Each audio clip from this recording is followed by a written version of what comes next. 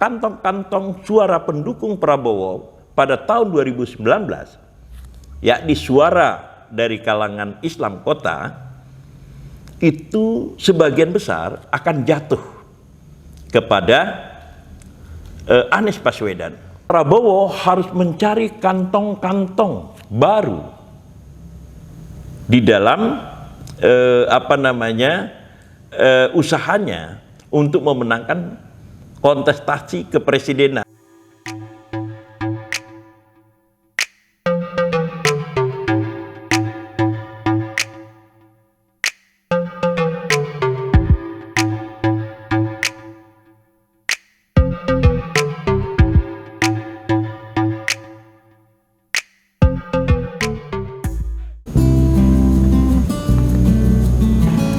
Para pecinta Indonesia, bangsa dan demokrasi, selamat datang di Kofi, kolom Fakhri Ali. Di sini saya menunjukkan buku yang saya tulis. Judulnya adalah Refleksi Paham Kekuasaan Jawa di dalam Indonesia Modern. Ini diterbitkan oleh Gramedia abad lalu, tepatnya pada 1986. Nah, buku ini sebenarnya adalah sebuah analisa budaya politik dan budaya kekuasaan yang memfokuskan perhatian kepada kemampuan Presiden Soeharto di dalam memanfaatkan sistem gagasan kekuasaan Jawa untuk mengkonsolidasikan kekuasaan Orde Baru di masa itu. Dan seperti kita ketahui, Presiden Soeharto itu berhasil melaksanakan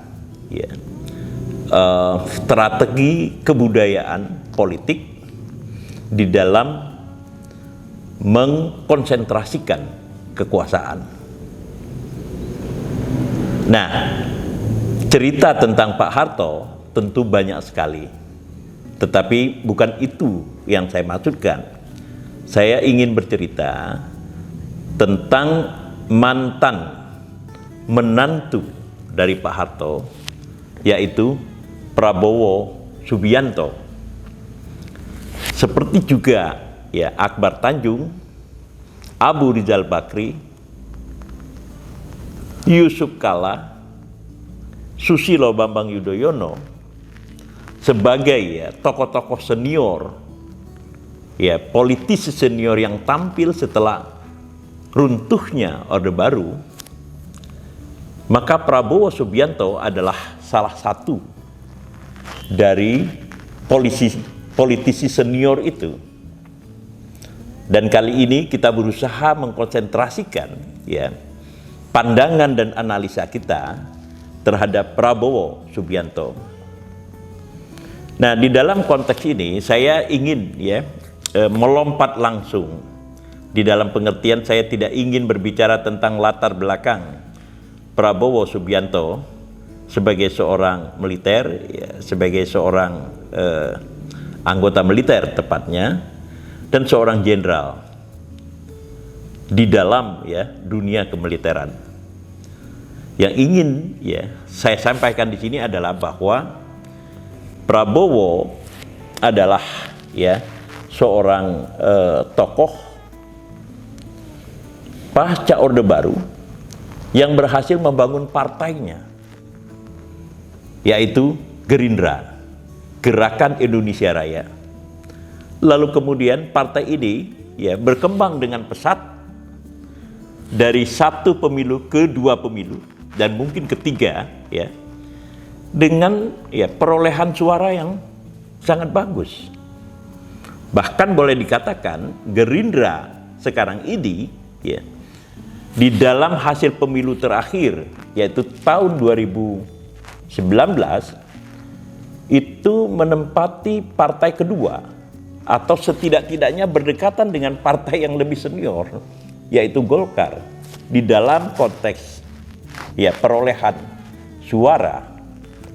Jadi betapapun baru partai tersebut, tetapi dengan mengejutkan, Gerindra di bawah pimpinan Prabowo Subianto itu ya langsung menjadi partai besar.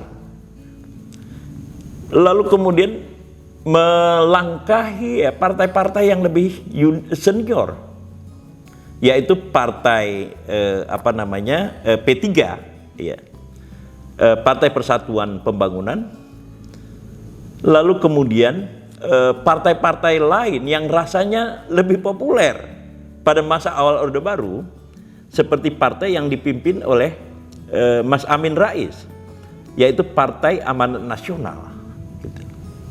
Nah, bahkan di dalam beberapa hal, ya harus kita akui, Partai Gerindra di bawah kepemimpinan Prabowo Subianto itu mengalahkan partai yang dibangun oleh seniornya, ya, yaitu Wiranto, yang sama-sama jenderal. Ketika Prabowo aktif ya sebagai anggota militer di dalam jabatan terakhirnya, itu Wiranto itu adalah Panglima TNI pada waktu itu, Panglima ABRI, lalu kemudian TNI berubah menjadi TNI, yaitu Partai Hanura.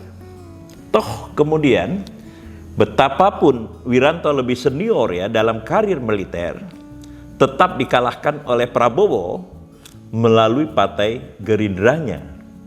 Jadi ini catatan kita yang menarik tentang Prabowo. Nah, soalnya adalah bahwa Prabowo itu adalah calon ya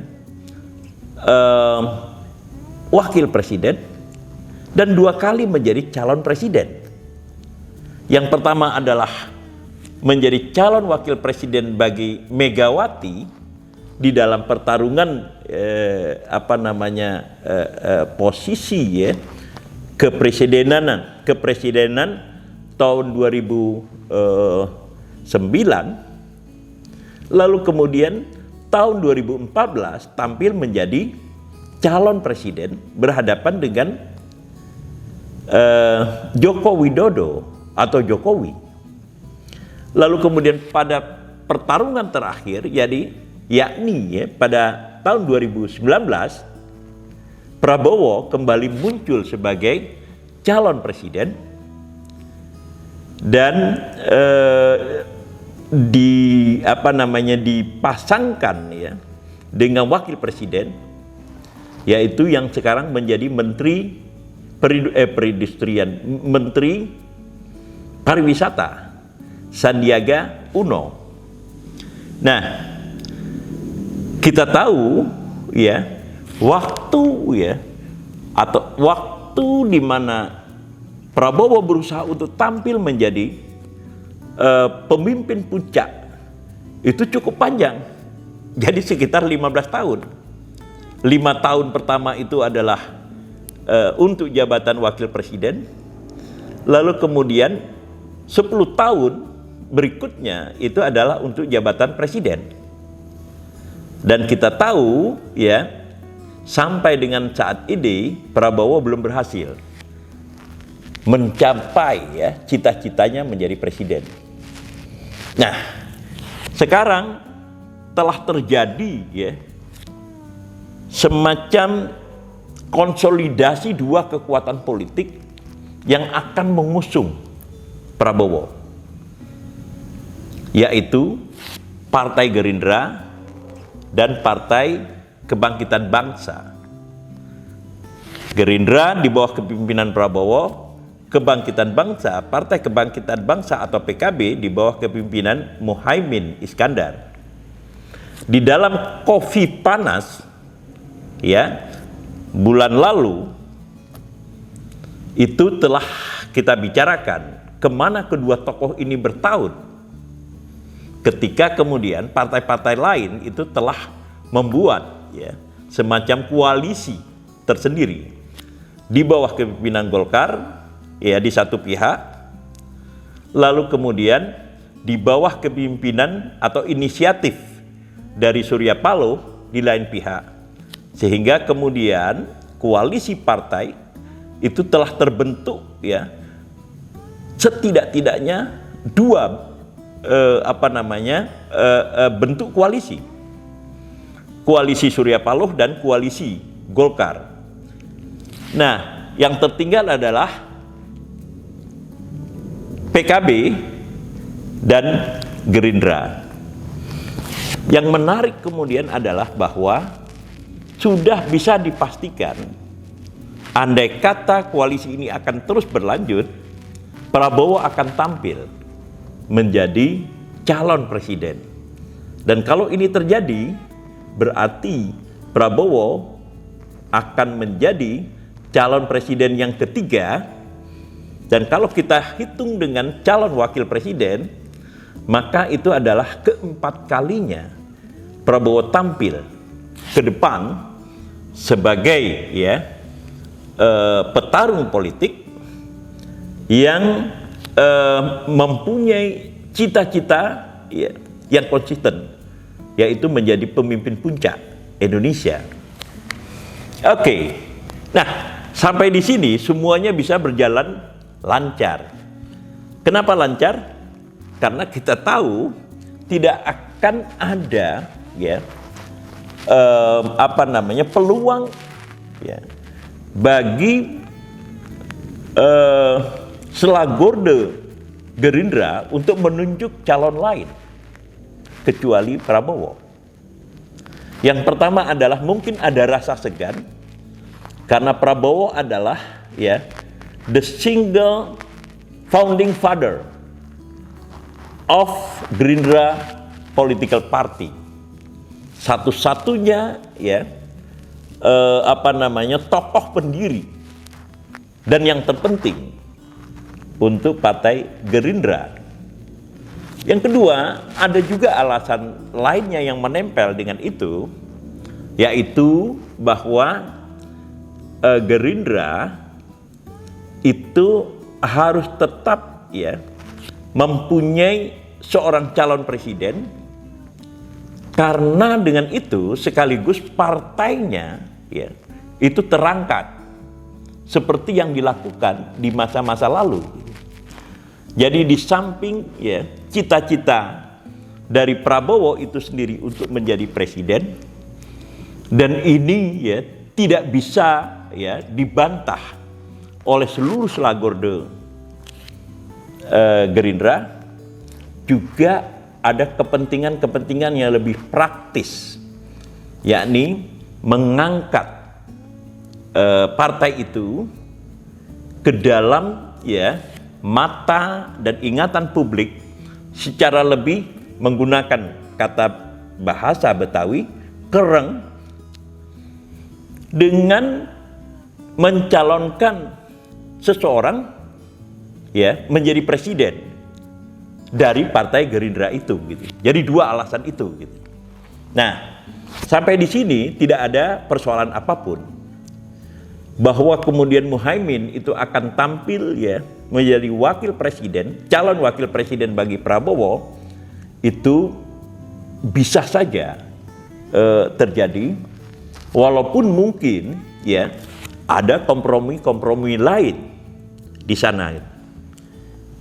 Soalnya adalah bahwa kita memperhitungkan apakah, ya, Prabowo itu tetap mendapatkan dukungan dari, ya, para pendukung Prabowo di dalam kontestasi presiden 2019. Ini adalah sebuah pertanyaan yang pelik yang harus dijawab melalui, ya, penelitian mendalam, bukan hanya survei, tetapi penelitian mendalam yang kemudian akan menunjukkan atau memberikan jawaban terhadap persoalan ini. Nah, ya, hal pelik kedua yang dimunculkan di dalam pertanyaan ini adalah bahwa apakah Anies Baswedan sebagai tokoh muda itu akan tampil maju secara resmi atau mendapatkan tiket secara resmi untuk menjadi presiden. Dan kalau ini terjadi, maka kita akan melihat ya suatu kontestasi di dalam sebuah lumbung suara yang sama. Kalau misalnya ukurannya itu adalah para pendukung kontestasi presiden pada tahun 2019. Dan kita tahu bahwa Prabowo pada kontestasi 2019 itu didukung oleh kalangan Islam kota, lalu kemudian didukung ya oleh ya penduduk-penduduk di wilayah tertentu di mana ya warna keislamannya cukup kuat. Tetap yang saya maksudkan keislaman di sini adalah Islam kota. Jadi merembet mulai dari Aceh ya sampai kemudian ke Sumatera Barat, lalu kemudian ke DKI, Banten dan Jawa Barat. Gitu. Tentu ya Jawa Tengah dan Jawa Timur itu juga ada pendukungnya. Tetapi ya apakah ya dukungan ini masih bisa dipertahankan? Kenapa pertanyaan ini diajukan? Karena ya Anies Baswedan yang sekarang ini ya akan mengakhiri masa jabatannya sebagai Gubernur DKI Jakarta pada akhir tahun ini, itu juga ya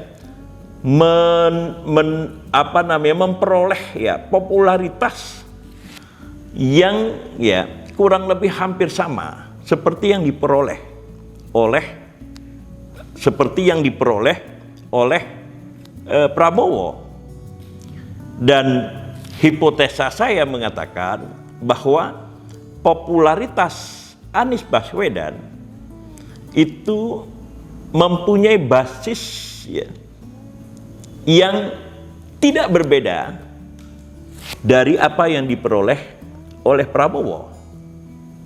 Nah, di dalam konteks inilah maka kalkulasi untuk mengajukan Prabowo sebagai presiden, sebagai calon presiden di dalam pemilu 2014 nanti itu akan menjadi ya suatu hal yang paling menarik. Terutama sekali lagi kalau misalnya Anies Baswedan secara resmi mendapat tiketnya di sana gitu.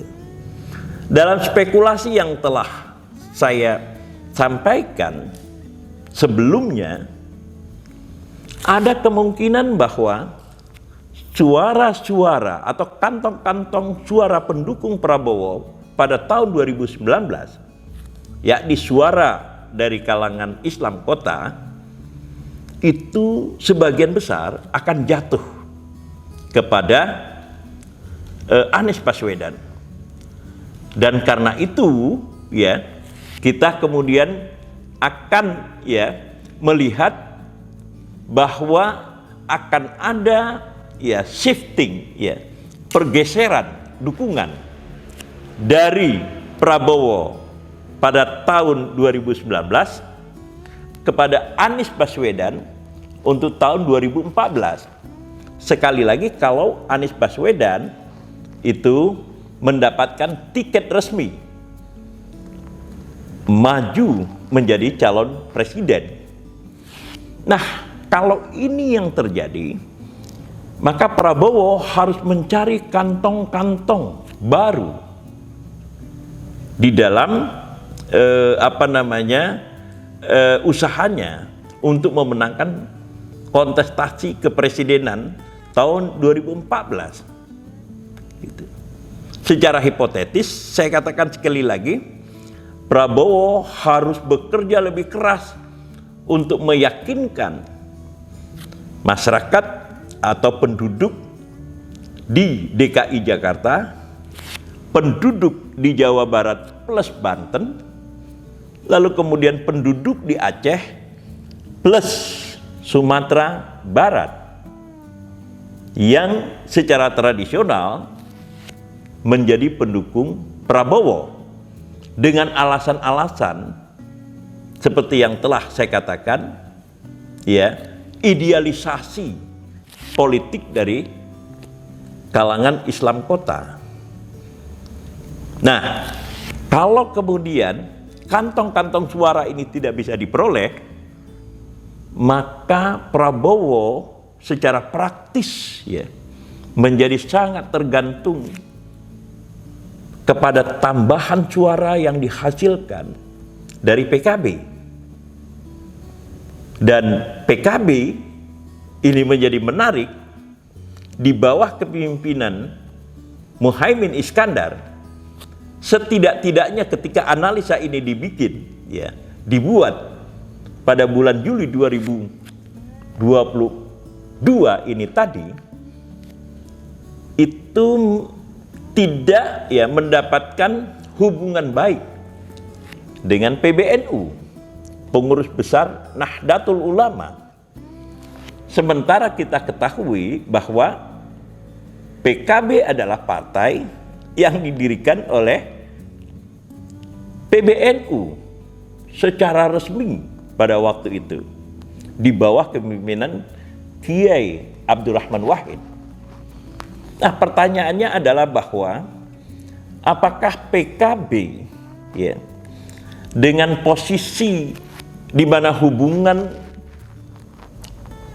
bersifat renggang dengan pengurus besar Nahdlatul Ulama, itu tetap, ya, mempunyai suara dukungan yang sama seperti yang mereka nikmati pada pemilu 2019. Di dalam pengertian lain, basis andai kata, ya, Prabowo gagal untuk mempertahankan dukungannya, ya, dukungannya yang diperoleh pada tahun 2019 di DKI Jakarta, di Banten, Jawa Barat, di Sumatera Barat, dan Aceh, maka ini semua akan mendorong Prabowo untuk bekerja jauh lebih keras dibandingkan dengan kontestasi yang diikutinya pada tahun 2019. Nah, disinilah kemudian kita melihat letak menariknya dari posisi politik Prabowo. Sekarang tinggal mau dilihat, ya, apakah Prabowo memanfaatkan pencalonannya sebagai presiden itu untuk kepentingan, ya, efek, ya, pengaruh yang menguntungkan, ya, untuk melahirkan efek pengaruh yang menguntungkan untuk partainya Gerindra, atau semata-mata tertuju untuk mencapai posisi presiden. Nah, tentu dua-duanya yang kemudian akan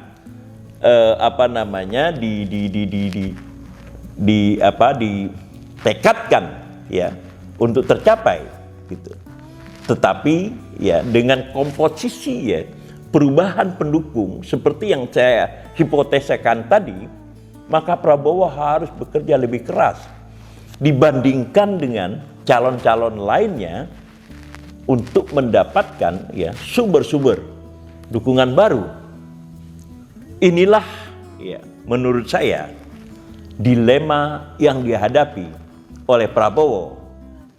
Tetapi memang terus terang harus kita akui bahwa kadang-kadang berpolitik itu berjudi di dalam pengertian, ya, political game, ya, bahwa Anda, ya, seperti yang dialami oleh Jokowi di dalam 2 pemilu terakhir ini, itu, ya, mendapatkan dukungan yang tak terduga karena tingkat popularitasnya yang meningkat, lalu kemudian juara datang dengan begitu saja. Nah, apakah Prabowo bisa ya mengulang kesuksesan yang ditinggalkan oleh Presiden Jokowi pada kontestasi tahun 2024 itu? Ini adalah sebuah pertanyaan yang penting yang hanya Prabowo Subianto sendiri yang bisa menjawabnya.